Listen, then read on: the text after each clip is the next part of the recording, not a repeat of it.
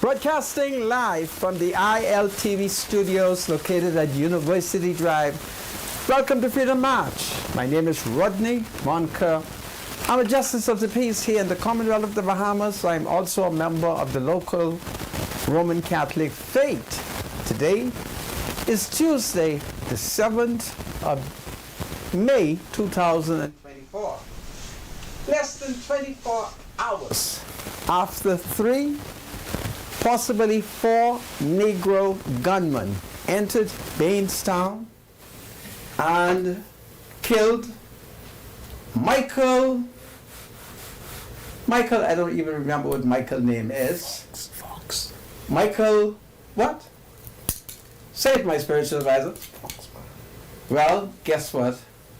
Very early this morning, Negro gunmen went onto Johnson Road and they killed a 68-year-old man. Some people in that community is suggesting that it is retaliation, but the deceased come from a wonderful family, and they have told media that their relative has not been in any problem with the law in the last 20 years. He's not a part of a gang. But shortly after 1 a.m. this morning, he was killed, but his body was not discovered until about around 9:30. So it's breaking news taking place. We will have to look at it in view of the fact that these killings are continuing. And then you thought it was horrible to kill a 68-year-old man this morning. Well, guess what they did? On Gladstone Road, a baby, not even born, was murdered. And that baby was murdered by what they suspect is called abortion. And it is disgraceful where the baby was deposited. So I'm very upset over the fact that a baby has been killed. We'll talk about it. We'll talk about it. This is Freedom March. God save the Commonwealth of the Bahamas. God save babies in the wombs. They're being butchered. Okay? That's what's going on in this country. And I want it to stop. God save the King. Let us protect the unborn. Say no to abortion. It's powerful.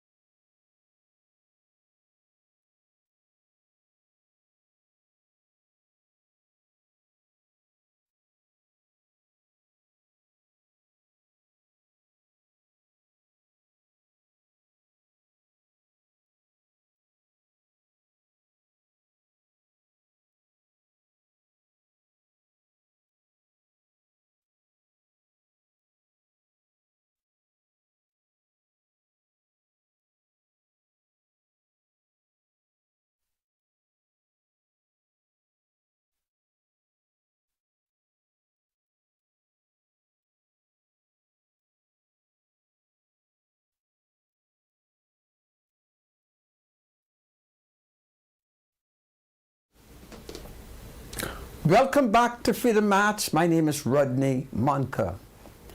On Gladstone Road, the officials have discovered a baby unborn who has been slaughtered. It is believed that the baby was a part of the process which is called abortion.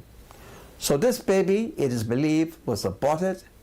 This abortion was so despicable that the authorities sent for the coroners to view what took place. So it is believed that the baby was found in the garbage at one of the local gas stations.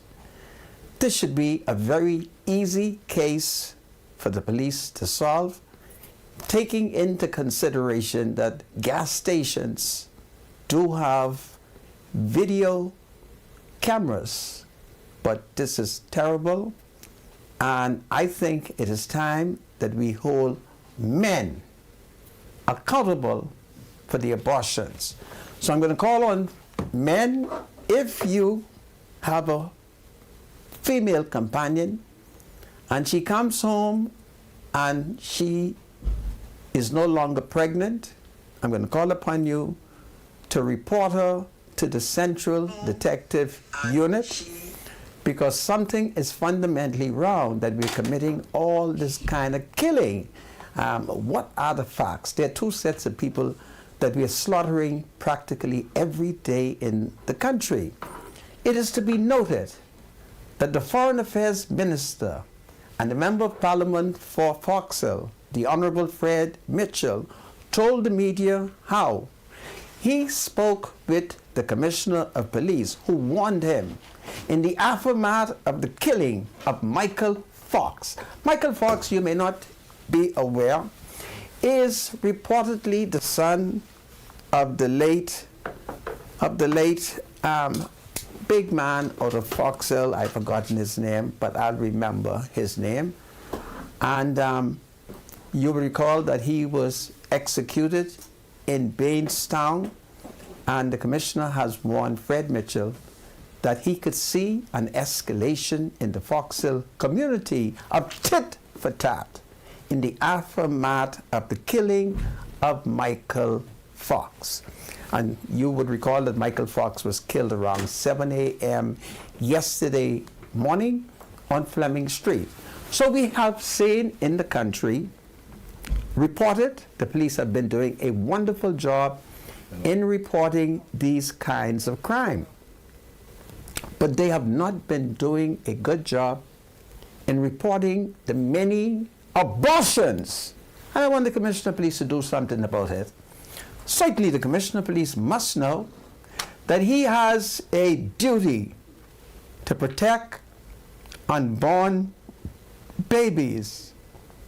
And the same way he has warned Fred Mitchell of tit for tat in the murders, when is he going to warn Fred Mitchell and other officials of the state of the many abortions that are taking place in this country? We're just killing babies. And today, at one of the gas stations, they found a whole baby in the garbage tin. I'm told it was despicable. It was despicable, and they had to send for the coroners. Well, yesterday, they sent for the same coroners to come to Baintown when that 30-year-old young man was executed, and today she had to travel to Gladstone Road, where the baby was slaughtered. So it's a disgrace. Everybody should hang their heads in shame. And I call on the men, the fathers who are making the baby, let us resolve that we will not be a part of any conspiracy to kill our babies. And if you have evidence of your female friend, your wife, your girlfriend, your sweetheart, plotting and planning to kill the baby, we must turn them over to the police.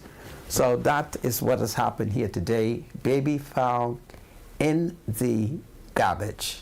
So I'm very upset over that baby being killed. So we thought we would tell you that. That's breaking news for us. They're killing the baby. And I wonder what Dr. Hubert Minnis would think about it in view of the fact that he has a son who is scheduled to go on trial for performing an abortion. But meanwhile, in Fox Hill, Johnson Road, I'm advised, a Negro man who was born on the 4th of April 1956. So he's 68 years old, and he's not been in prison, according to a family source, for the last 20 years. And the family categorically deny that he is not a part of any gang. He's not been in any problem with the law for the last 20 years, and they don't want nobody to talk any foolishness. They are saddened over his murder, and it is believed that he was killed around 1 a.m. this morning, but his body was discovered perhaps around 9 p.m. or shortly thereafterward. So that is another tragic situation. And can you imagine that we're killing 68-year-old citizens? So that's the breaking news that is taking place. And in the case of the Negro man who was slaughtered yesterday in Bainstown, that's Michael Fox. We are told that he is the son of a very distinguished citizen from Fox Hill, the late Emperor. So you would recall that Emperor lived in Fox Hill, and Emperor was a man who was very, very reproductive. He's the father of many, many children. And what I like about the Emperor is all of his children. Everyone looked like him. So these are wonderful children that he has. But unfortunately, his son, Michael Fox, was killed. And you would recall that a couple of years ago, a man on a motorbike chased the late Emperor along Faith Avenue. There he accosted him, and as Emperor attempted to escape, running across the pond, that citizen jumped out, followed him, and slaughtered him. So these are so sad. All of this violence taking place in our country. So that is what is going on. My spiritual advisor, should I continue, or are you ready for the gospel? Let's go ahead and read this passage. Okay. I'm now going to invite my spiritual advisor to read scripture. And as he reads scripture, I'd like for him to take into consideration that we've had 2 murders within less than 24 hours, and perhaps we will add the abortion of the infant as the 3rd murder. So all we're doing in the country is we're killing, all right? So when we're not killing men, we are slaughtering babies. My spiritual advisor. Yeah, we need to discuss that, after I read the scripture, because apparently it does seem as if no matter what you say about the law and the consequence of either being in possession of guns, ammunition, or committing murder, that for some strange reason people are not paying attention to it. Or performing abortion. Yeah, they're not paying attention. I don't know why. But listen, let's look at Isaiah chapter 2 quickly. A prophecy. Isaiah chapter 2 verses 2 and 3. It says, "And in the last days, the mountain of the Lord's temple will be established as the highest of the mountains. It will be exalted above the hills, and all nations will stream to it." Many people will come and say, "Come, let us go up to the mountain of the Lord, to the temple of God of Jacob. He will teach us his ways, so that we may walk in his paths. The law will go out from Zion, and the word of the Lord from Jerusalem." Isaiah 2:2-3. We're going to have to get into a very interesting Bible discussion to understand that passage, but it's a very powerful passage indeed. Thanks so much, Mr. Medusa. The word of God is always blessed. Amen. And back to you, Santa. I thank you, my spiritual advisor.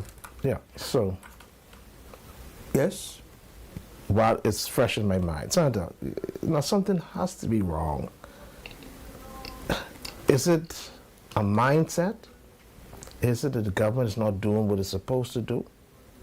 That we have citizens of this country who believe that if something goes wrong, that they have a right to pick up the law and execute it with their own judgment, which is inclusive of murdering people. Well, in the case with the incident at the bathroom at the service station, something happened. She may have had a miscarriage. I don't know. She obviously she went to the bathroom for some reason. To get rid of the baby. You think we know that's what happened? My spiritual advisor, if a female had what? A miscarriage, You go to the hospital. you holler for help. The gas This is station true. has This is true. telephone. They can call an ambulance. The baby body was concealed. This is another Yeah. case Oh, of boy. murder. And I want The the poor mother. daddy to be held responsible, because many young women, when they're pregnant, then they lose their head. They're crazy. And it calls for real men to manage them. Go ahead. Yeah. And so, we look at the murders. I mean, okay, so the latest murder is an elderly man, though. He's 68. He's 68. And he was gunned down. Yes. Okay. Do we have a motive? No. Nor the killer? No. All right. So, I mean, I can't comment too much on that. But other than to say that, what's going on? People, why they feel as if they, that they have to do what they have to do in these circumstances. Apparently, they are just ruthless in everything that they're doing, and they're doing it without any remorse. I mean, it's just ridiculous. Anyhow, until the Senate comes back, Mr. Producer, I have in the chat a notice. I don't know if you see this, right? Could you put that up for me, please? Because this is something that we need to discuss. What is going on in our country? Apparently, it does seem as if every day in the newspapers, we have at least 12 to 24 people applying for citizenship in the Bahamas. And these people are not 19 and 20-year-olds. These are no doubt grown adults. This is really something that we need to pay attention to. What is going on with all of these people all of a sudden that are applying for citizenship in this country? You ask yourself, what does this really mean for us? And what qualifies these people who seem to be in their 30s and their 40s to be able to give notice that they want to apply to the Bahamas government for citizenship? And every other day when you pick up the newspapers, you see these notices. And for a lot of Bahamians, it is rather concerning. And what this actually says is that notice is hereby given that John Doe of whatever the street address is, the Bahamas, is applying to the minister responsible for national security. Is applying to the minister responsible for nationality and citizenship for registration, naturalization as a citizen of the Bahamas, and that any person who knows any reason why registration or naturalization should not be granted should send a written and signed statement of the facts within 28 days from the 7th day of whatever date and then it goes to the minister responsible for nationality and citizenship, and it gives a PO box. This, no doubt, for me, is a grave concern. It is very much so a grave concern. And, we're just trying to figure out where all of these notices that are in the papers every other day, what is actually going on? Are we eventually going to lose what we have? If you have all these people who are applying to the government for citizenship, anyhow, I guess we just got that situation that the people of Bahamas needs to pay attention to. I'm sorry about that, Ms. Producer. You took it right. It's still there. All right. So, I'm sure a lot of Bahamians are really concerned. There's no issue with having that up, right? There's no issue with that, right? Right. You can leave it. I'm sure that a lot of Bahamians do have questions that they're asking and concerned. That the question is, now, are we giving away citizenship? Who are these people that now at their age that they are actually just applying to the Bahamas government for citizenship? I don't know if people have been recognizing this. I don't know how many people are paying attention to this, but this has been going on now for years. And you're asking yourself this question: what is this all about? Who has the answer for this? Because apparently, if this goes on for another 10, 15 years, we could really well find ourselves losing this country. I just hope I'm not being extreme, but I'm sure I'm not the only one who has been thinking about this and who's been wondering, with these people applying for citizenship, are all of them granted? If no one gets into the newspapers and write and say why they don't think this person should be a citizen? Anybody challenging these notices? Because if they're not being challenged, then it does seem as if these notices will be authorized by the government. Anyhow, this is Freedom March. We'll be right back after the break. So hold on, and we'll see you on the other side.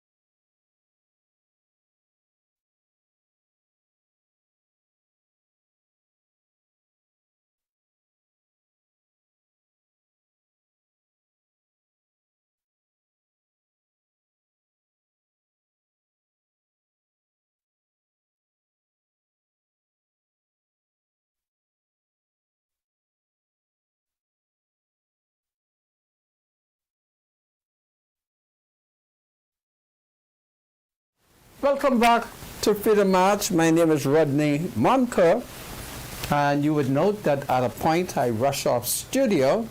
I was not feeling too well, so I had to rush off studio. So my spiritual advisor, he's in the corner, but I have a special guest with me. He is a retired Deputy Commissioner of Police, and he has served for a very, very long time and with great distinction. So let me start off by welcoming the retired Deputy Commissioner of Police, Mr. Keith Mason. Mr. Keith Mason, welcome to Freedom March. Thank you, Mr. Rodney Monker. It's a pleasure to be here. Good to see you. I haven't seen you for a long time. This is true. You've been a police officer for how many years? When did you first join the police I joined the Royal Bahamas Police Force in 1955. It was the Bahamas Police Force. 1955. I arrived in Nassau on the first day of April, 1955. And if I may ask, as a recruit. Which Commonwealth country did you come from? I was born in Barbados 90 years ago. 90 years ago. Tell me something about your experience as a policeman. Well, I have had quite a vast experience in the force. I have been a Family Island police officer. I served in Abaco for 2.5 years as a young corporal and then lance sergeant. And I later served again in the Freeport, Grand Bahama and Northern Division section as commander of that section. But as you know, I've been throughout the force in charge of many sections and divisions during my 43.5 years. I've been commandant of the police college on 2 occasions, from 1974 to 1980 when I became an assistant commissioner. And again, after my retirement from the force, I went back to the college at the request of the Prime Minister and spent 3.5 years from 1994 to 1997. So I've had vast experience, especially in training. Who would have been Prime Minister in 1974 when you were asked to return? That would have been Mr. Ingram, the Honorable Hubert Ingram. Not 74? Not 74, in 1994 when I retired. 1994, yeah. Okay, thank you.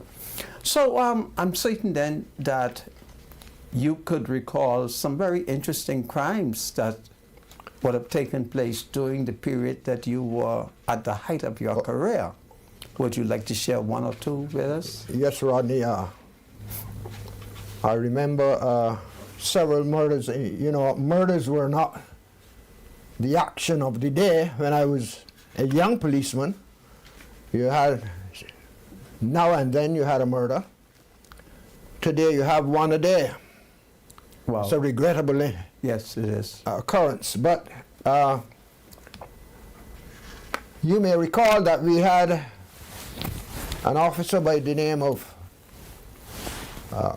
Norville. Yes. Who went to Grand Bahama at one occasion. Would that be Inspector Henderson Norville? Inspector Henderson Norville, along with Paul Thompson. Yes. To arrest a man who they wanted, and the man shot through the door.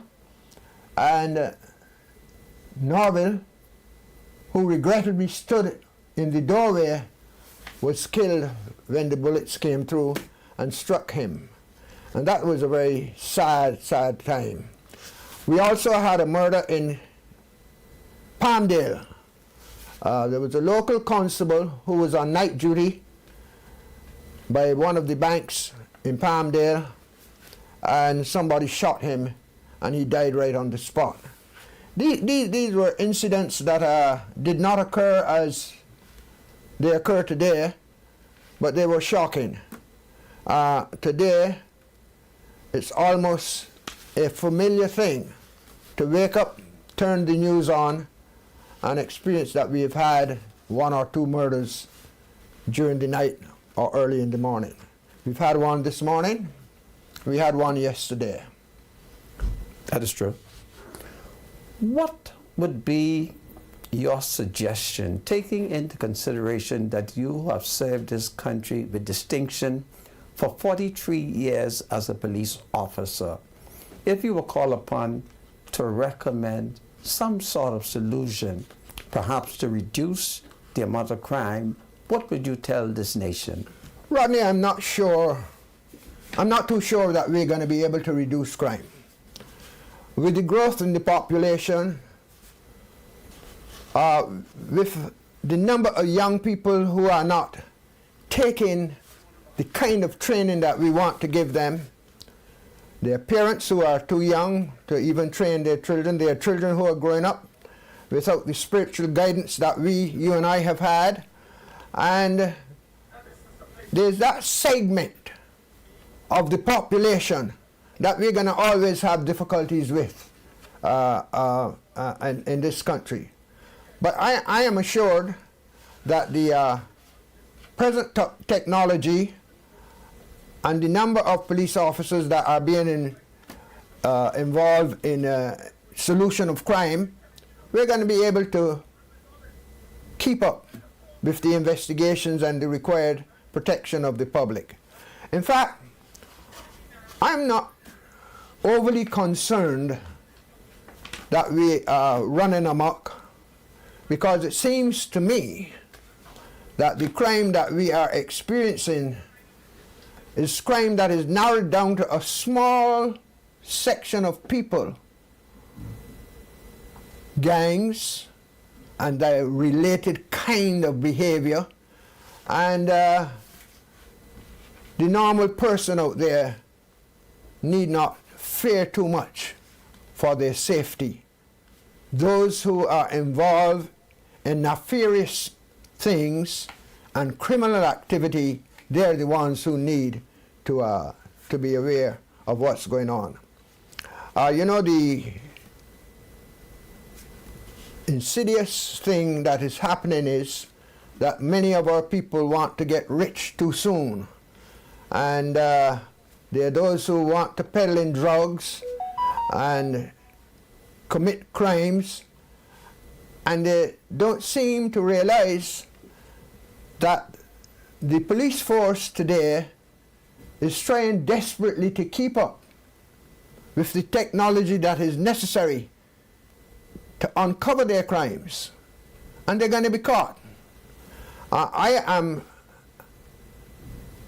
admiring the efforts of the Commissioner of Police and his officers, the work that they are doing to uncover what is happening in the criminal sector of this country. And I give them kudos for the way that they are handling the amount of crime that is visiting them. So I don't feel that the regular populace is insecure or unsafe. I feel that the police force is rising to the occasion. Certainly, though, there are many people who are intimidated.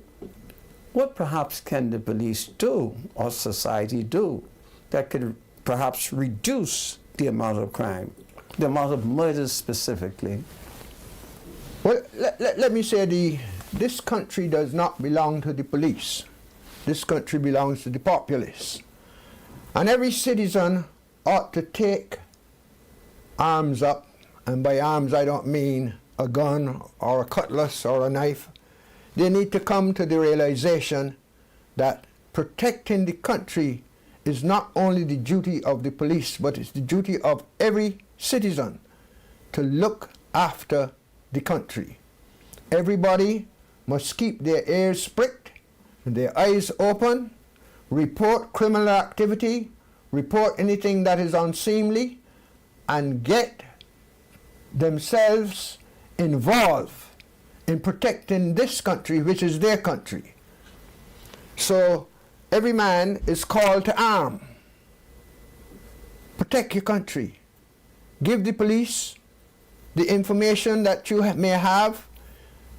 Anything that you know is going awry, report it to the police. Any incident that you are aware of that is of a criminal nature, report it to the police. Get involved. There was a song some time ago. Get involved. Well, I reiterate that. Get involved and keep your country safe. This is powerful. So, Mr. Mason, were you on the force when women were first admitted? Yes, sir. What kind of experience was that? Well, I thought that the time had come when women felt this was also their country, and it was time for them to be admitted to these organizations. Not only men are supposed to ensure the safety of the country, and we became modern, let's put it that way. Yes. And it was decided that there should be a trial effort that women be brought into the force, and there was a recruitment of 6 young women who were being trained by an English sergeant. Her name was Audrey Way, and they came out remarkably well, and the recruitment of women continued, and today we've got 2 women who are assistant commissioners. One is in the northern section of the country, looking after Grand Bahama, Abaco, and the northern section, and seemingly doing an extremely good job. And the other one is at police headquarters, and I'm sure that they are pulling their weight. And so women have been, and you remember that before women became officers in the force, whenever there was a woman arrested or had any connection with the police, there was a woman called the matron, because men were not allowed to search women, and the matron would carry out the required searches or question of women who were arrested at that time. Today there are women police officers who can do the job, and there are sensitive areas in criminal activity such as rape and indecent assault of women and violence that pertain to women, where women are better suited at dealing with women who are involved in police matters. So it's a good thing that we have recruited women, and they are holding their own in the force. What advice would you give to young fathers as it relates to raising their children? Mr. Monka, we seem to have lost the spiritual aspect of our lives in these latter days. I give fathers and mothers this advice: take your children to church.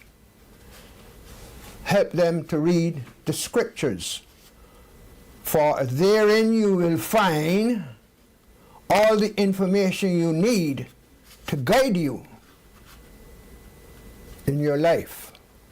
We've all sinned and come short of God's glory, but those of us who have experienced spiritual guidance understand how far we can go, how much we can do, where our forgiveness rests, where we are supposed to worship.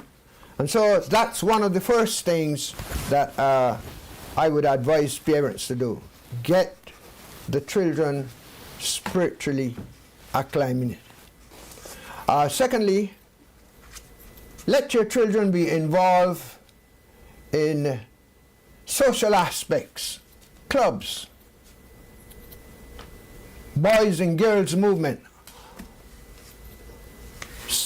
The last time I was commandant of the police college, I submitted a paper to the then Commissioner of Police recommending that we get as many young children in a club.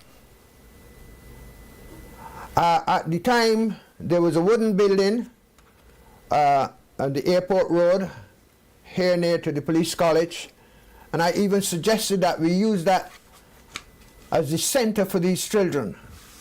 We never did get around to that, but the Honorable Paul Adley, who then became Minister for National Security, thought about the cadet system, and we started cadets in the police force.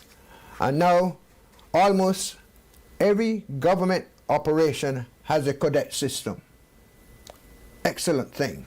And more recently, I remember at one time a former government had suggested that we have a national security guard, and there was a lot of political talk about that. It never did happen. Now I notice there is a young guard system, which is great. These children need something to do. They need something to look up to. They need to understand that we're going to leave this country to them. Who's going to carry on? Who's going to ensure that it is safe? Who's going to ensure that the next generations are trained in the right way? It's up to them when they come up. So I'm glad to see the direction in which we are going with the young people. Now, on the issue of murder and the fact that there appears to be no fear, people are committing murders. What are your views on capital punishment? I'm a staunch believer in capital punishment. You believe in hanging convicted murderers? I believe in capital punishment. I happen, as acting commissioner, to have read several death warrants. You've read death warrants? Yeah, and I have seen people executed. Explain that to me. Well, you know, the commissioner of police is the provost marshal of the country. Yes. And it is his duty to go to the prison when he's called upon by the government to read death warrants to prisoners, explaining to them what is going to take place and the time it's going to take place and where it's going to take place. But we have become soft. We no longer wish to carry out these kinds of punishments. And it's not only the Bahamas. I think if you were to go through most of the states of the United States of America, you'd only find 3 or 4 states that still use the death sentence. They have reduced that to life imprisonment. And if you went through the West Indies, you wouldn't find any place in the Caribbean where anybody is executed. I did hear about 6 weeks ago, I heard the Minister of National Security and the Prime Minister in Jamaica talking about the reintroduction of capital punishment. But that was only talk. I don't see, nor have I heard any other people, any other leaders in this part of the hemisphere talking about the introduction of capital punishment. But if you were called upon to give your opinion, you would tell the Bahamas government that you support it. Oh yeah, I support capital punishment. You support capital punishment. It's biblical, and I believe in the Bible. If I didn't believe in the Bible, I wouldn't be a Christian. I wouldn't be a follower of the Lord. So it's there. The 10 Commandments, in spite of what some people may believe, are still binding to most people who believe in righteousness.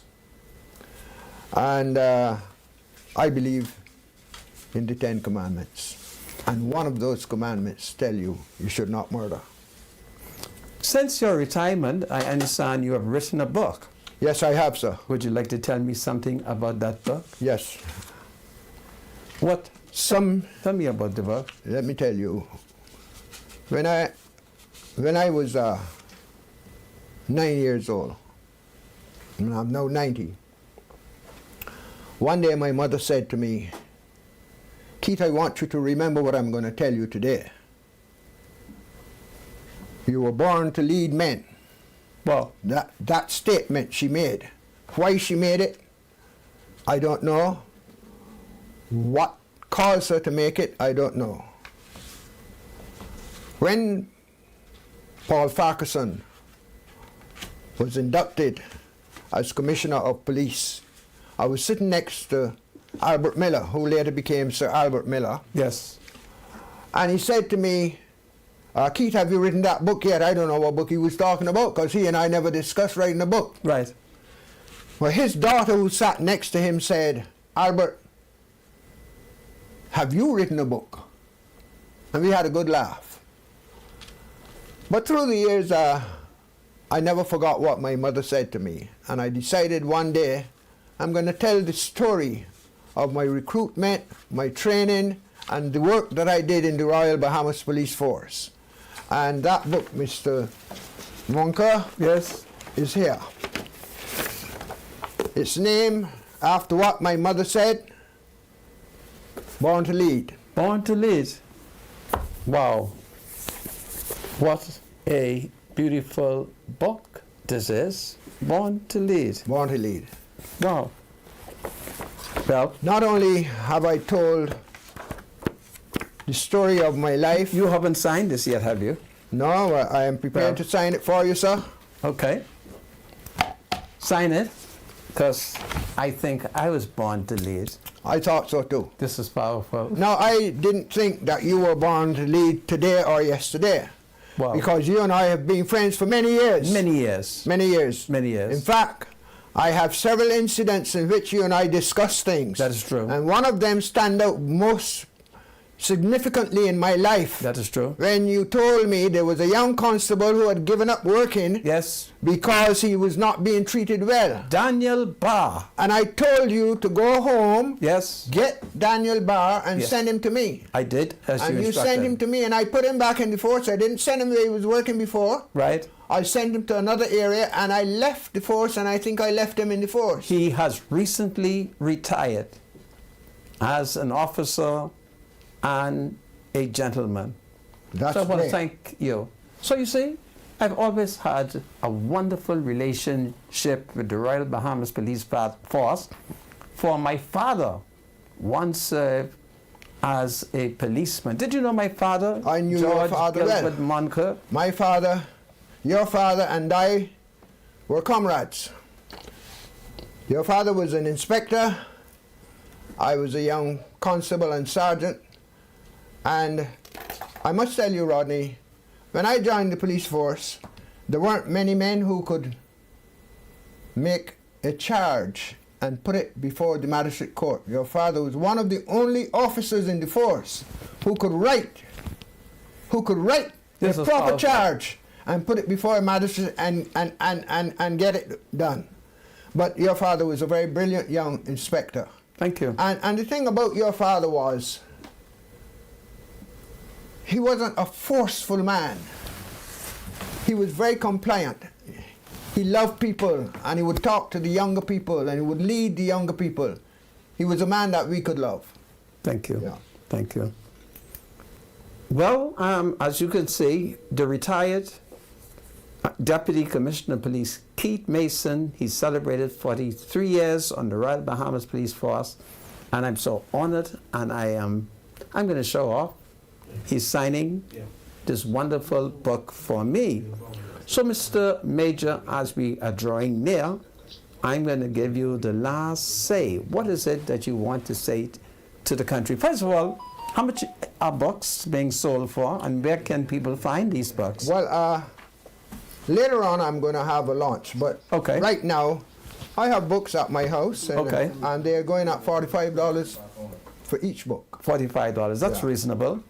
To my dear friend Rodney Monker, who has impressed me with his love for his country and for his people, This is powerful. Keith Mason. I thank you. And you do know that today is the 7th of May, 2024. And I do know that tomorrow will be the 8th of May, and I will be married 68 years. Wow, congratulations. Thank you, sir. Folks, it was the Deputy Commissioner of Police, retired, Keith Mason. Keith Mason, God save the King, Thank you, sir. God save you. It's powerful. My wife sends her regards to you, and we Mrs. watch you each day religiously. Mrs. Mason, God save the King.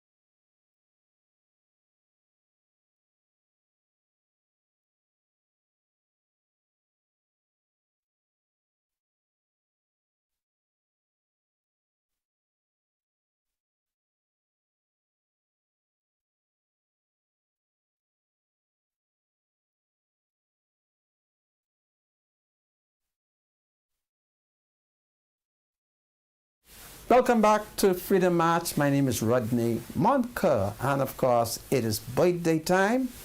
And as you are aware, Mr. Keith Mason, a retired Deputy Commissioner of Police, was our special guest. And of course, he has written a new book. and he has been a police officer for about 43 years. He's made a tremendous contribution to the development of our island nation. So I want to thank him, and I'm indeed flattered by this book. This book is a heavy-duty book. It's beautiful, and I cannot wait to ask my granddaughter to read it to me. So at my age now, I do ask relatives and close friends to read to me. I was first introduced to that concept when the former leader of the opposition, the Honorable Henry John Boswell, he would read the law to me whenever I go to be prepared for him, and he tells me he wants me to read this. I used to say, no man, Mr. Boswell, let me lay off in the couch and you read it to me. And he would just read the whole law, and when he was finished reading the law, all I did was talk law, okay? I just memorized everything. I didn't know what I was saying, but when he questioned me, I was able to give him the answer because I memorized it, and I just win them cases. So this is powerful. My spiritual advisor, do we ready for birthday? Yeah. But listen, Sandra, I believe Sunday coming is Mother's Day. Really? Yes, it is. Okay. I believe Mother's Day is May the 12th. Really? Some people saying it's the following Monday. I mean, the following Sunday. But I honestly believe it could be the Sunday. If I'm Your not mom mistaken. is still alive. Yes, yes. So I'm going to call upon you to find out precisely when is Mother's Day. I believe My mom is dead. Right. So I really don't check for But you still have the memories. Mother's Day. I celebrate Wife's Day. Okay. Okay? So my wife Yeah. is still alive. Yeah, somebody was making it seem as if Mother's Day is actually the 19th, but Well, check it I out. believe it's this Sunday coming. It might be May 19th. I really don't know.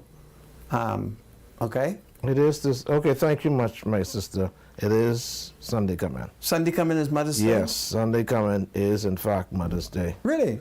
Yes, Okay. it came around pretty quickly, to be honest. Okay. It came around I understand pretty, that you are hosting an event under the auspices. Wait, Sandra, that is a surprise to me. I don't know anything about that. That is really. Let me say it. But don't I do that, understand. Sandra. My spiritual Sandra, advisor. don't put me on the spot of that I'm not because I'm putting not you gonna on the go, I'm not spot. gonna be there. I understand that you I don't know who did that. are But the MC. no, an man, event Santa, no, that's not under true. the That is not auspices true. That is not true. of Okay, you keep running on then. Wife of the Prime Minister. That is not true. I don't know who. I don't know who Mrs. volunteered for me to do that. Anne-Marie Davis. Yes. Okay. Now I don't want you to create shame, eh? But If Sandra, you know- I don't know anything about it. I'm telling you, I honestly, I don't. My spiritual advisor, you're a saved man, you know. I don't, Sandra. I don't want Let's get on with these Mrs. birthdays. Anne-Marie Davis to show up. God Almighty. And my Rodney, spiritual man, please, man. advisor is not there. Rodney, I'm begging you in the name of Jesus Christ. Don't do that to me, man. Please, man. So it isn't. My name is not on that thing, Rodney. It is not on that, whatever that is. My name is not on that. Okay. Jeez, come on, man. Don't do that to me. Well. That's not going to get me to go out there and do that. Okay. All right, so let's get on with these. But, man, Rodney, you got to stop this, man. Go ahead, my spiritual advisor, because you ain't safe. All right, stop this, man. Yeah. All right? Don't do that to me. I keep telling you to stop and you keep running My on. spiritual Okay. advisor, are you going to do the Yeah, birthdays? let's- Other than that, let's there's do the breaking news coming out of the Supreme Court. Okay, so we got a couple birthdays to do. All right. Let's see. All right, let's see. First off, good afternoon. We'd like to know, can you send this birthday shout out to Ketcha? Is it the one to the top? Huh? Ronaldo. Okay, so happy birthday goes out to Ronaldo DJ Swar. An AK buddy Edian coming in from his mother Renee, his dad Anthony, his sisters Antonique, Rajane, Antonia, the children Dajane, Aaron, his niece Ajane, family and friends, especially Jeff and the crew at the Ministry of Finance stores, Department at Glasson Road, and it's Gordy, Elsie McIntosh, and Katrina Ferguson. They love you, buddy. Enjoy your day. So it's happy birthday shout out to Ronaldo DJ Swar, also known as Buddy Edian. All right, so also we want to send a happy birthday shout out. Greetings to Keisha Lockhart. It's coming from her husband, Dennis Lockhart, her daughters, Janicia and Delia, her mom, Erica, her sister and brother-in-law, Shonda and Jermaine, brother Chino, nephews Nerio and Shawnee, niece Nisha, families and aunts Pamela. Thank you so much. Happy birthday to you. Enjoy your birthday. Of course, we hope you live to enjoy many more. Who else do we have? Yes, happy birthday goes out to Janea Noel, news director here at Eyewitness News. We understand that she's celebrating the birthday. Happy birthday to you, of course, coming from all of the staff at the ILTV studios, Eyewitness News, and Paramount Studios, and all of your friends at Island Luck, from management and staff, and of course from me and Rodney. Definitely me and Rodney here at Freedom March. Happy birthday, Janelle. All the best to you. You're looking so lovely. God bless you, and we hope you live to enjoy many, many more birthdays. All right, we want to send a happy birthday shout out to Allison Taylor. We understand Allison Taylor is celebrating her 21st birthday today. Birthday, of course, birthday shout out is coming to you from your mom, and of course your brother, your dad, all your family and friends, your aunts, uncles, everyone, all those who love you dearly. Happy 21st birthday to Allison Taylor. All right, birthday shout out to this 12-year-old young man. His mother's name is Vanessa. Happy birthday. His name is Venerio Florizia. Happy birthday to Venario Florizia. We understand that he lives in the Hermitage, Exuma. Happy 12th birthday to you, coming from your mother, Vanessa, your sisters, your cousins, your grandmother, your aunt, Wendy, and family. All the best to you, young man. We hope you enjoy your birthday, and of course, we hope you live to enjoy many, many more. All right, Mr. Medusa, do you have any more birthdays? Any more shout-outs now? Senator, what do you have? Well, I have breaking news coming from the Supreme Court. Okay. Okay. Break that news then. I want to join the spiritual advisor in wishing everybody a happy birthday and a powerful anniversary. But before we go to the Supreme Court, there is report coming from Lyndon Pindling International Airport that this morning approximately 50 Bahamian citizens were flown into Cuba for eye treatment. So this is powerful. It's breaking news. 50 Bahamians, I'm advised, flown into Freeport today. One of the Negro ladies, who I will disguise her name. Let me call her Sister Smith. Sister Smith was so excited, and I regret that I couldn't go down to the airport to bid them farewell.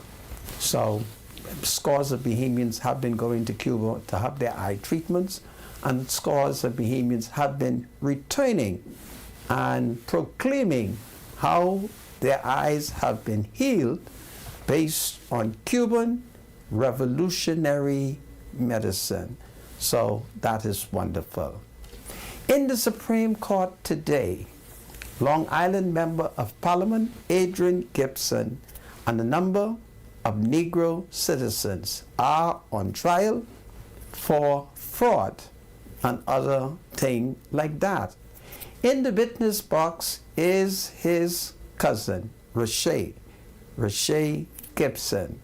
Well, Rashay told the court that there is an account that she is on. Her and Adrian Gibson, old girlfriend, they are on that account. She testified that she has evidence that that account has been used for money laundering. Lord Jesus, what is this going on? So, Adrian, daddy, brother, daughter, whom he grew up with, she dropped another bombshell. And in the course of the bombshell, lawyer for Adrian Gibson asked her one of the most dangerous questions. The question is so dangerous that if I were to quote that question, I am satisfied that the judge will issue a warrant of arrest for me because I am supposed to know better. Therefore, I shall not repeat what Damien Gomez asks Adrian cousin. I'm not going to repeat it. It is my hope and prayer that Damien Gomez, who is the son of an archbishop and a king's counsel, would not do that again. Because notwithstanding what he thinks, Roche is Adrian Gibson's first cousin, and she is one of the woman them, and we have a duty to protect the woman them even when they go contrary, in our opinion, when they testify. But Roche is just providing good evidence. So she told the court she's satisfied that she came across money laundering.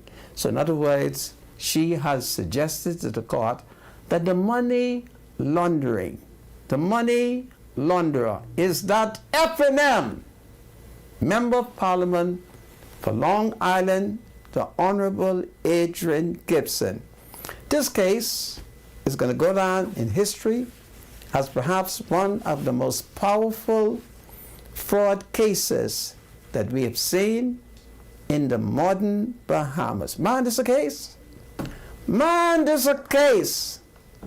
This case is the mother of all cases. You will recall that yesterday, Adrian's first cousin, Roche, testified how Adrian wanted to voice his old girlfriend in her head. So it's getting hot inside the court, and it's very exciting, and it's a beautiful case. So she has told the court she saw money laundering on the bank account, and guess which bank account she identified. I was so excited that it wasn't the bank that I go to. She identified Scotiabank as the bank that money laundering is taking place. So we now have evidence from her today that all kind of money laundering is on the account at Scotiabank. So I thank God that there's no money laundering at the Bank of the Bahamas, which is the People's Bank, okay? So this is powerful. So my spiritual advisor, this is what is taking place. You saw it? I saw the headlines. It's, yeah. Boy, it's a very heart-wrenching and disturbing headline, to say the least. Why is it heart-wrenching? Well, Adrian got over $1 million, and that heart-wrenching? Huh? It's alleged. Huh? This case is still going on, you know. Yeah. It is alleged he got $1 million. Yeah. Right? It is alleged, yeah. Right. But the conversations wow. Boy, I tell you. What? Text messages, WhatsApp. Well, don't forget what kind of people we are. All these technical or phone applications you can use to send messages and record. My brother, all I could tell you is just make sure you're doing the right thing. Well, you got to do like what I did. Sister woman sent me a WhatsApp, and I said, now what am I going to say if I get to court? So immediately I rebuked her. I said to her, Sister woman, you ain't safe. And at 67, do you think you should be putting them kind of question to me?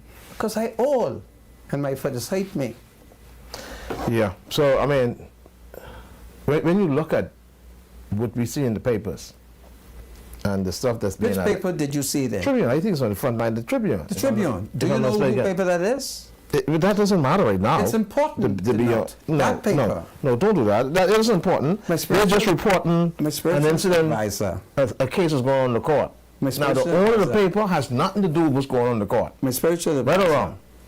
When Sandra, Adrian Sandra, Gibson. Sandra, give me a second. Do not stop Sandra, me. I'm Sandra. answering you. Stop covering The up. owners of Stop covering up.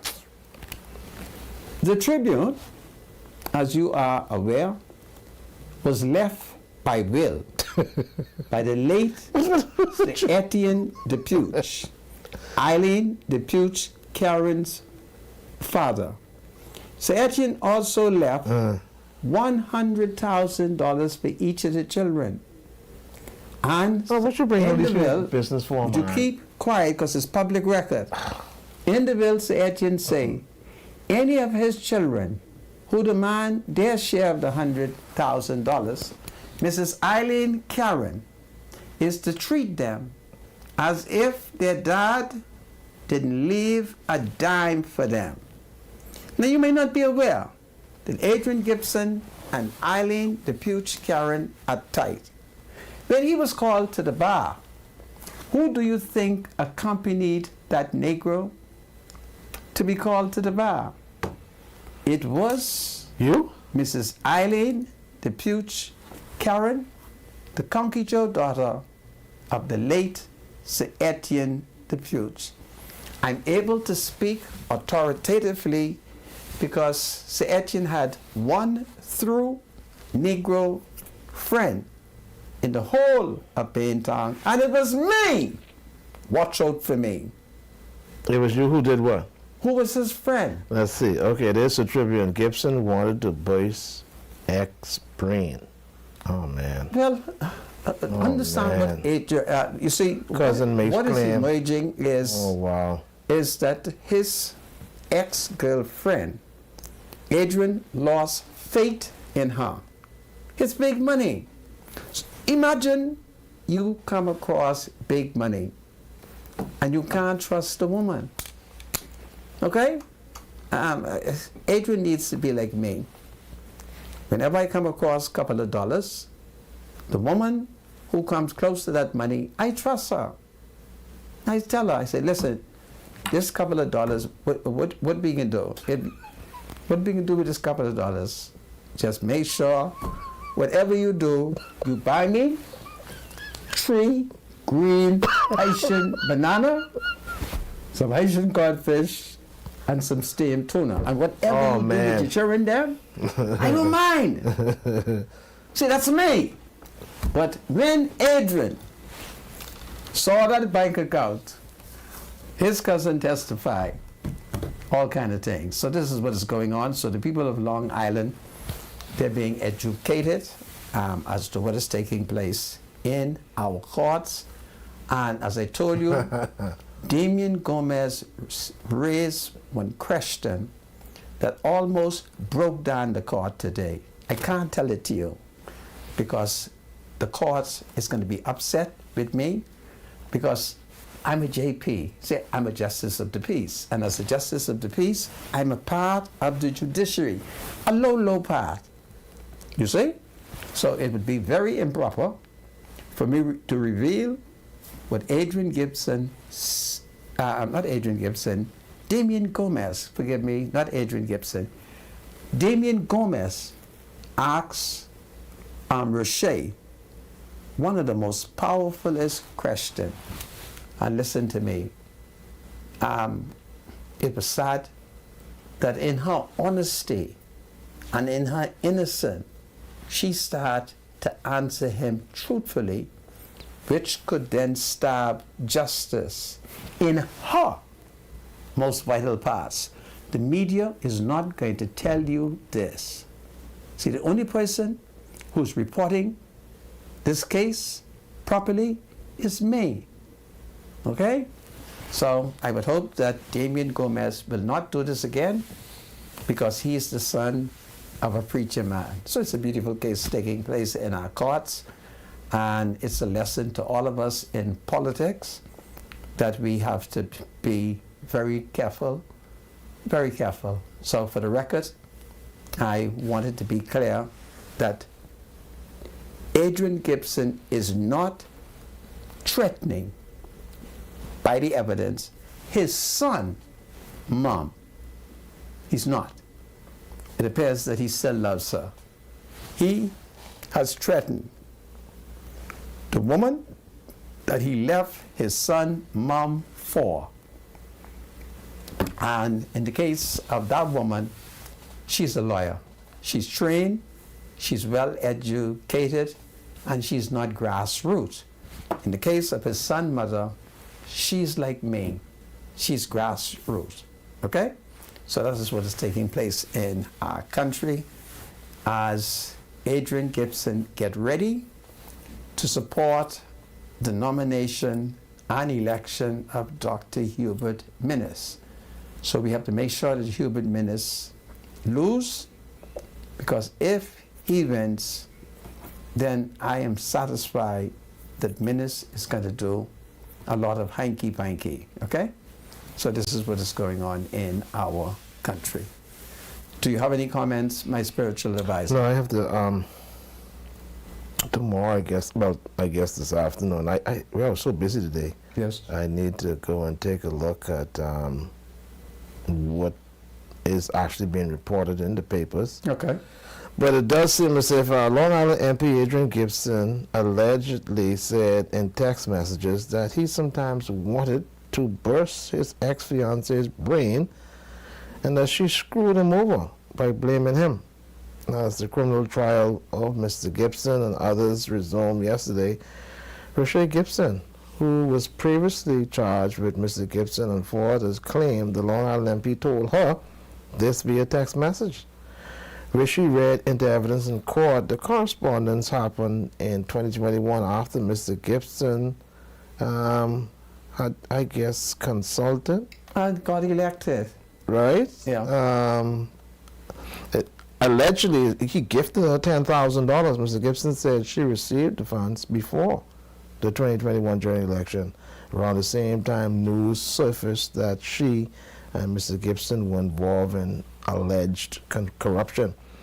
The witness said that the reports made her feel awful and prompted her to ask her cousin, why am I being caught up in this? What's going on? She said Mr. Gibson assured her that nothing was coming out of it and that it was purely political because his opponents wanted to tarnish his name. What was the purpose of the $10,000? Asked Acting Director of Public Prosecution, Cordell Frazier. The witness replied that she didn't know, but guessed it was because of what was going on in the media. Ms. Gibson said Mr. Gibson told her if his ex, Alexandria Mahi, asked about the money, she must ignore her. Ah, boy. Read it! What kind of Christian are you? He told his cousin, take $10,000.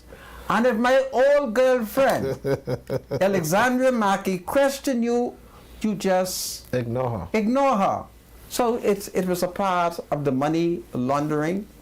It was a part of the fraud allegations. This is what is taking place. And so what you have here is a situation where Adrian lacked the capacity to manage an educated girlfriend. This is Freedom March. Long Island Member of Parliament Adrian Gibson is threatening to brace his old girlfriend in her head. God save the Commonwealth of the Bahamas. God save Adrian Gibson. God save the King. God save an independent judiciary. The woman down.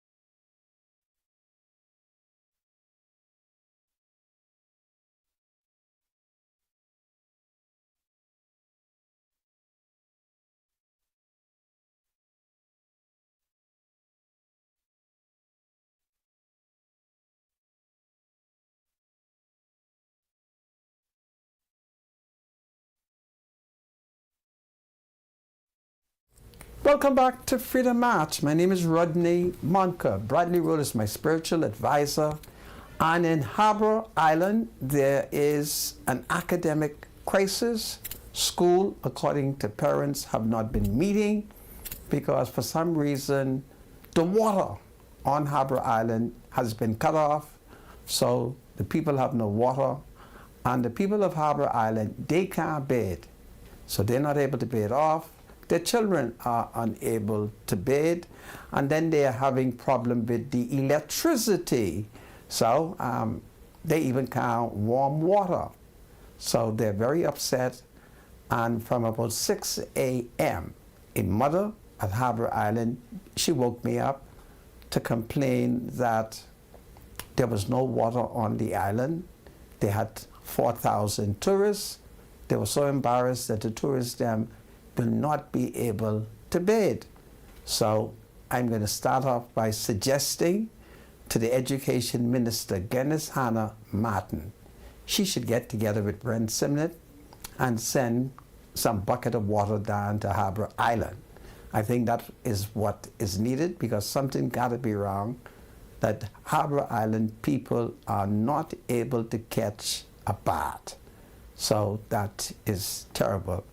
I want the Education Minister to know that I have a number of grandchildren who attend the public school, and I really would like for them to go to school. I really would like for them to get a good education, because under the Free National Movement, when Jeff Lloyd was the Minister of Education, Jeff Lloyd jacked them up, okay? Jeff Lloyd did not provide adequate services for the young people. So I want Glenys to see what she could do. Glenys, what can you do to help these children? It would be powerful if Glenys could get water down there. It would be powerful if Glenys could get BPL to cut on the electricity. It would be powerful if the government would take into consideration that at Harbor Island, tourism is booming. And this is no way to treat the tourists them. Okay? So I need it fixed. Glenys, do this one for the children them. Okay, Glenys? Glenys Hannah, will you please do it for the children them? Because the people, they're very upset, okay? And I need them to be happy because, don't forget, they were all once F&M.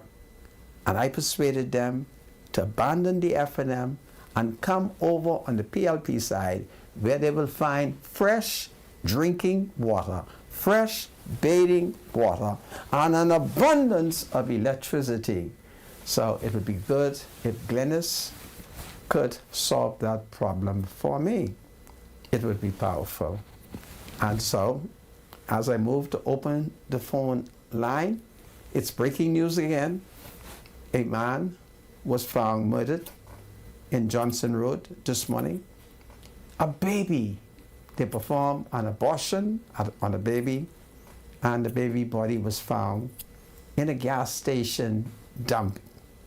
And at the moment, the police has nobody in custody, but thank God the police took the coroner to see the fetus. So it's a disgrace, and I call on men. If you are a man and your wife, your girlfriend, your fiancé returns home, you must examine her. And if there is a missing baby, you call the police while you're taking her to the Princess Margaret Hospital to be examined. Abortion is a sin. I want people to know that. Abortion is a sin. We should not kill baby, okay? And I'm opposed to it. And I'm upset.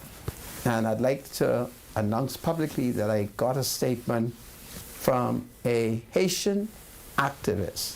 Johnny said he wants me to inform the public that no Haitian women has killed any baby. So I'm so excited that our women, Haitian mommy and them, they have not killed any baby.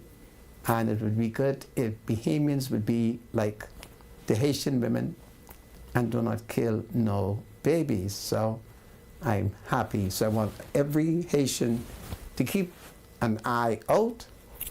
And if you see any woman, I don't care where she comes from, killing baby, you call the police. And that's powerful. My spiritual advisor, I'm going to invite you to open the line. Yes, but before we open the lines, let me just make sure that I get folks to understand. Earlier I expressed about the notifications that goes in newspapers just about every other day about folks applying for citizenship.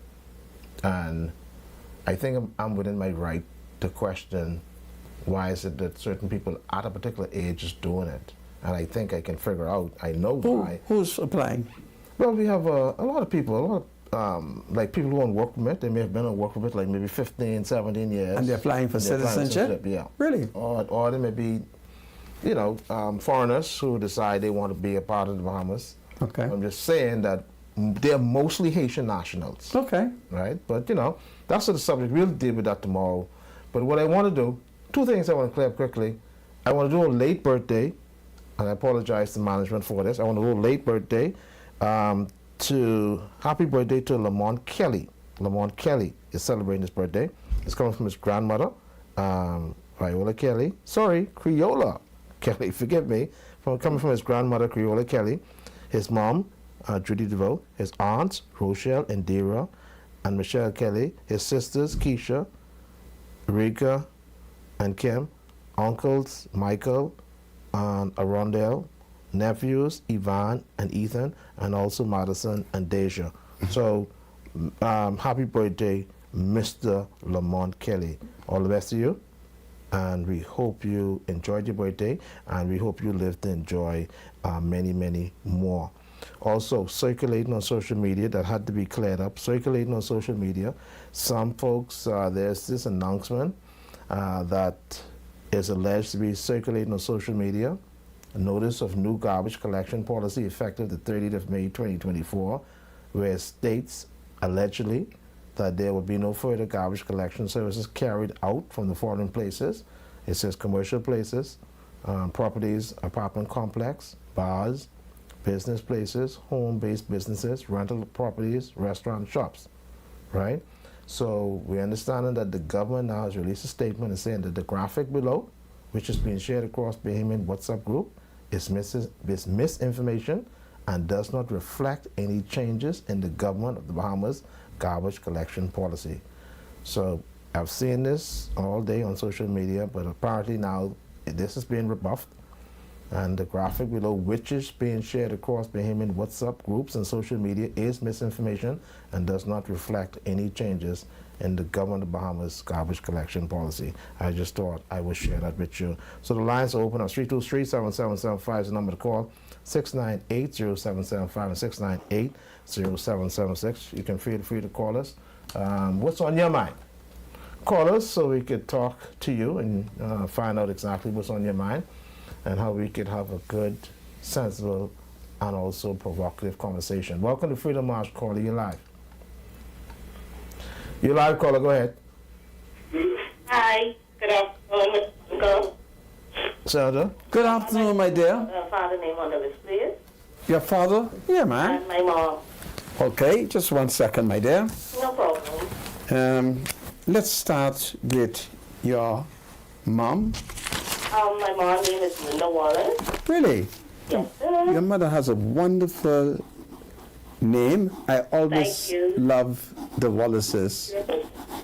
Linda Wallace, how old is she? She's 16.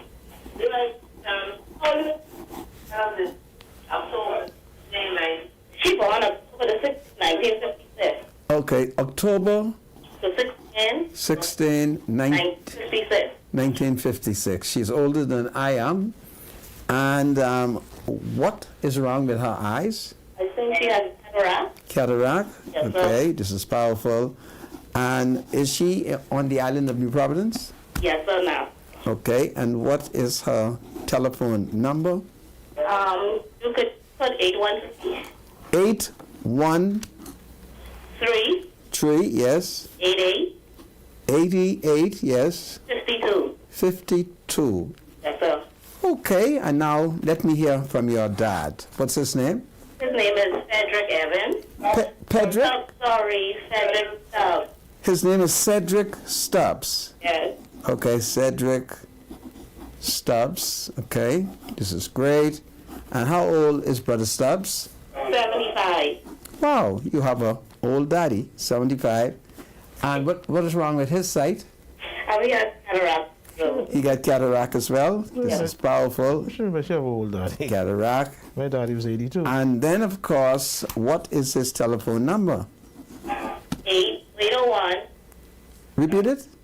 9889. His number is 98 801 9889.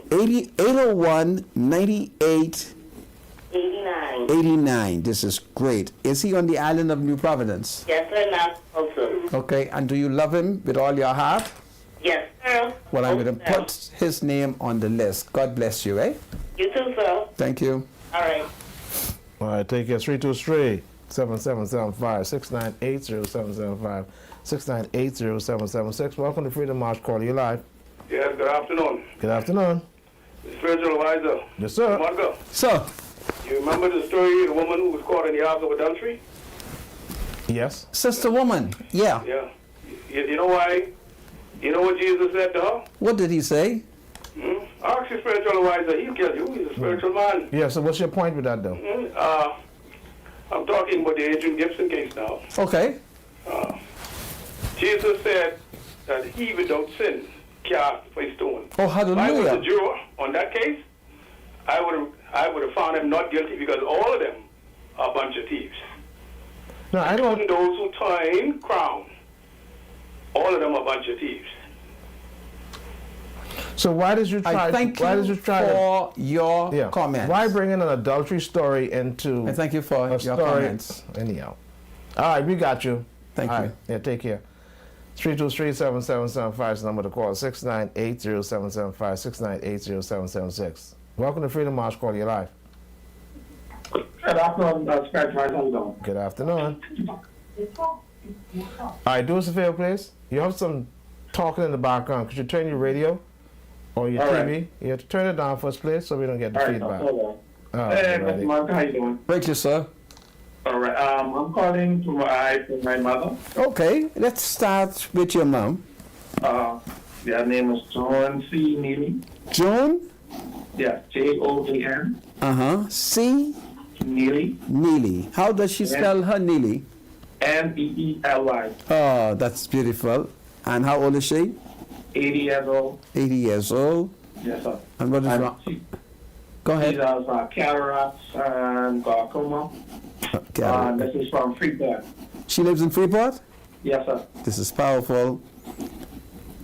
And what would be her number?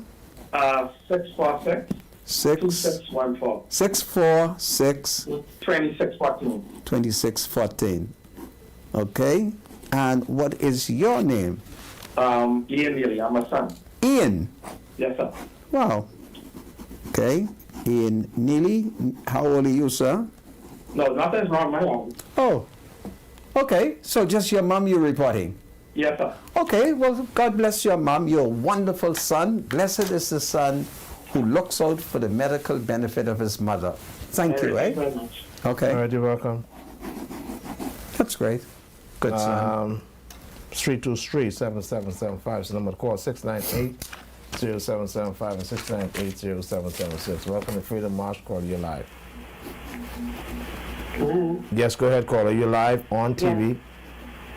Good afternoon, Mr. Monker. Hello, my dear. I'm calling for my sister. Yes.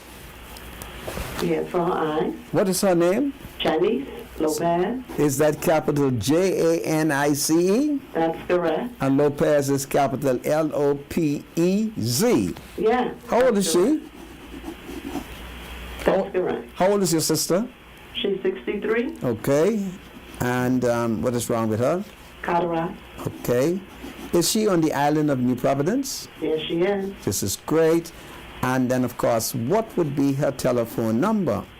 Okay, you can call 429 4 7989 429 7989. 7989. Yes. Okay. I think I've asked you everything. Yes, sir. Thank you, eh? Thank you, too. You're welcome. Take care. 323-7775 is the number to call. 698-0775 and 698-0776. Welcome to Freedom March, caller. Hello. You're live, caller. Go ahead. Yes, you want to put my name on the list? Yes, sir. What is your name?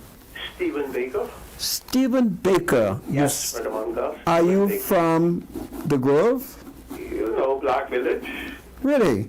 Yeah, I mean, you be down on the corner of Baker Street. Yeah. Okay. Yeah. I thought your name sounded familiar. How old are you, Stephen? You know, we could go on and on, but just the cataract move. Okay. And Yeah. how old are you? 64. How old are you? 64. 64. And what Yeah. is your telephone number? 341 341 40 40 54. 54. Uh-huh. Or Or, 433 say that again? 433 433 27 27 74. 74. Yes, sir. Stephen, I don't see you. I see you, though. Well, you must tell me because I old now, you know. Yeah. Yeah, I You old. young, man. I know I young, but I old. So hear I me. can hear you soon, though. Yeah, that would be Okay. powerful. Thank you, Stephen. Thank you, too, man. Okay. 323-7775, 698-0775, 698-0776. Welcome to Freedom March, caller. You're live. Hello? Good afternoon. You're live. Yeah, okay. How you doing? I'm fine. How you doing? Yeah, Brother Monka, how you doing? Listen, I am fine, praise the Lord. Yeah, I was checking for my son, Shenaro Woodside. Uh-huh. He said he spoke to you. I want to make sure his name on the list. Well, you know, for the record, give me his name again. How do you spell his first name? C-H-A-N-A-R-D-O. C-H-A-N A-R-D-O. A-R-D-O. And what is his surname? What side? He's on what side? Yeah, Okay. yeah. And how he old- have, now, I don't know what, he had to do the laser treatment, How old is he? both of his eyes, but the other one, they say was damaged so bad Okay. that they have to take the eyeball out. You scrape some thing like that. How old is he? 44. 44. This anime, this one come. Yeah, I know, but you know, I wasn't around when you was having all them children. And Anime, what is your telephone number? 36 36 45 45 475. 475. And myself, let me give you my cell number too. Okay. 466 466 42 42 85. 85. Yeah. Okay, Anime, we're gonna make sure this go forward, okay? Okay, so thanks soon. Thank you. Already. Bye-bye. All right, take care. 323-7775 is the number to call. 698-0775 and 698-0776. Welcome to Freedom March, caller. You're live. Hello, caller. You there? Yes. Good afternoon, Mr. Monica. How are you? Listen, I am fine. What about you? I'm good, thank God. I'm calling for my son, Yes? Kevin Moore. Kevin Moss. Yes. Okay. How old is Kevin? Kevin is 44. Goodness me, you have big children. Yes. And what is wrong with Kevin? Cataract. Okay, cataract. Do you know we send about 50 people to Cuba today? I heard that, sir. Yeah, okay. And what is your telephone number? His number is 357 357, yes, 4245. 4245. Yes. Is he on the island of New Providence? Yes, sir. This is great. Okay, well, I thank you for calling us. Okay. You take good care. Yes, and thank you too, sir. God bless you. Thank you. Go ahead, my spiritual advisor. 323-7775 is the number to call. 698-0775. Welcome to Freedom March, caller. You're live. Hello, caller. You there? Do we have any calls, Mr. Producer? Okay, welcome to Freedom March caller. You're live. Yes. Good evening. How you doing? Good evening. We're I'm doing Social fine. Advisor. Yes, ma'am. This is one of your homegirls from Roseville. Yes, and ma'am. Rodney Monica is my leader. He is? Save the king. Yes, I called sometime last week to my name Helen knows, Okay. Okay. but I'm not sure if you all received the text or whatever. Well, we'll put it down Okay. another time. Helen Knowles, how old Yes. are you? Yeah, I am 72. Really? And what is wrong with you? I have glaucoma in both of my eyes, Okay. and the number is 828 828 1260 1260 or 698 698 2910. 2910. Yes, sir. Okay. Okay, and you are in Exuma? No, and that's all. Okay. But I'm from Roseville. Been special advisor from 1 months. All right, This is Roseville. powerful. Yes, yes. All right. Thank you, Helen. This ain't You're the cuz. welcome, sir. You'll have a blessed evening. Cuz. Okay. Okay. Cuz, before you go, you still there? Anyway, Yes. This ain't my cousin who carried me to court, eh? No, not me. No, not me. Not me. I'm a different woman. But I spoke to you during your father, what you call it, the service in Pinewood. Okay. Memorial service. This my good cousin then. Yes. We've got a good one. Okay, you take care. You take care Okay, now. love y'all. Okay, love you too. Bye-bye. All right, take care. 323-7775 is the number to call. 6980775, 6980776. Welcome to Freedom March Call. You live. Hello? Hello. Hi, Call. You live. How are you, Mr. Marco? I'm fine, my dear. How are you? I'm fine, thank you. I'm calling from my father, Lorenzo Harris from Andres Mascaboy. His name is Lorenzo Harris. LH. Harris. Yes? How I'm calling for his eyes. Really? Okay. What do you got? Cataract? No, he has like a blockage in his eye, like in his rib, and his back of his eye is like bleeding. Okay. Oh, wow. Blockage. Wow. Yes.